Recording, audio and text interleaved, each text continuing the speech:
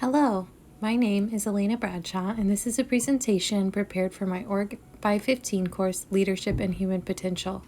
I will be addressing a remarkable culture shift in my department and efforts I propose we could take in order to improve morale and change the culture for the better.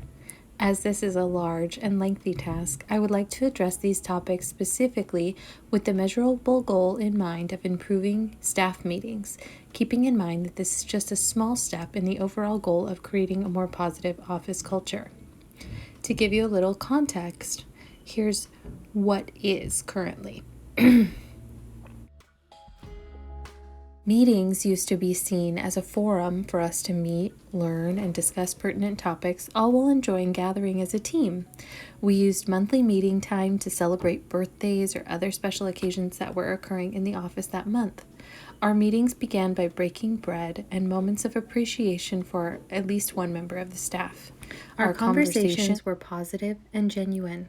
Only a short time was devoted to the fun and festivities before getting down to business, but it created a lightheartedness and sense of connection that really went a long way, even when our work was very exhausting. Our practice of celebrating during monthly check-ins has dwindled significantly at the request of new leadership. Now, it is not uncommon to attend a meeting where just a couple of people have airtime.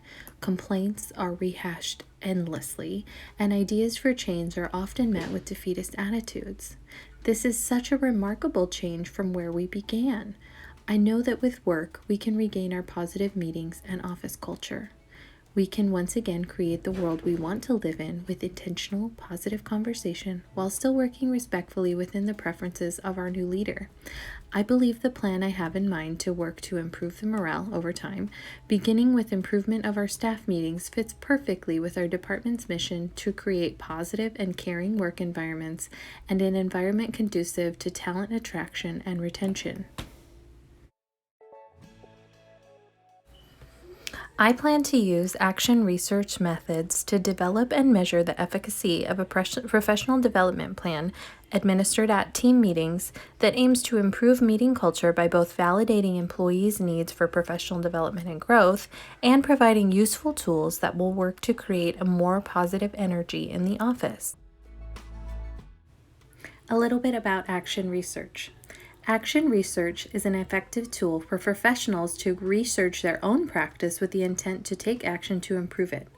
Action research is a cyclical practice that involves the following steps: observe, reflect, act, evaluate, modify.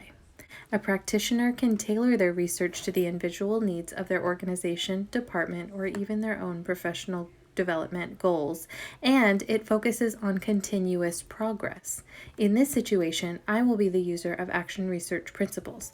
I have spent the time observing the shift in office dynamics and reflected on the best course of action, strategic professional development offerings during staff meeting times. My actions will include designing and presenting a professional development plan I will be sharing with my team. I will collect data in the form of an employee survey to determine both a baseline for the team as well as evaluate any progress that might be made over time. I will use this data to modify my practice as needed and continue to observe, reflect, act, evaluate as needed. I will share this data with my leadership team and work collaboratively with them to adjust the course of the plan as needed. The professional development model. The largest contributor to discontent among the staff is that the employees are feeling undervalued. There's been a lack of available professional development for human resources staff due to budgetary and travel restrictions in recent years. I believe that introducing both growth mindset and appreciative inquiry as professional development offerings for my team will be morale building and elicit lots of participation. It will also serve to transform staff meetings back into environments of learning and team building rather than simply forums for transmitting information.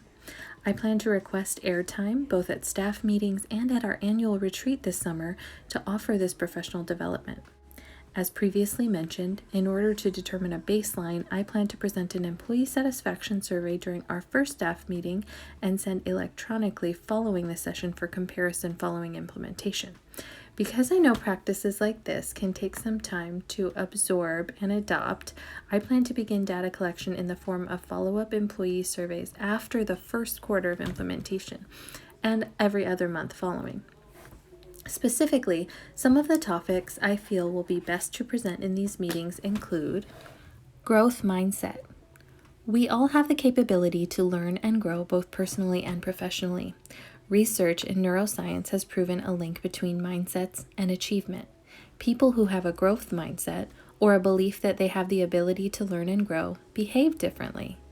Conversely, people who have a fixed mindset believe that things are what they are. You are, quote, good at school, or you're not. Professionally, I see this translate into, quote, I'm not the professional type, or, quote, well, I don't have a fancy degree, so I won't ever be able to move up in the organization. I want to offer this concept to our team in the form of professional development in an effort to reinfuse this energy and idea into the minds of my teammates.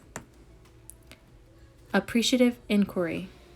In this instance, some specific components of AI that are most applicable include the 80-20 rule, Stavros and Torres' 5 appreciative inquiry principles, and positive framing.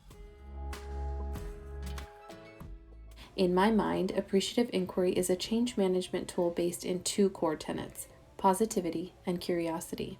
It challenges people and organizations to approach people-based situations with recognition for the time, effort, and care that has already been taken, and is a good way to regain the respect and attention of your intended audience, in this case, my colleagues. Stavros and Torres also define positivity as a climate of openness, interest, curiosity, love, caring, and happiness.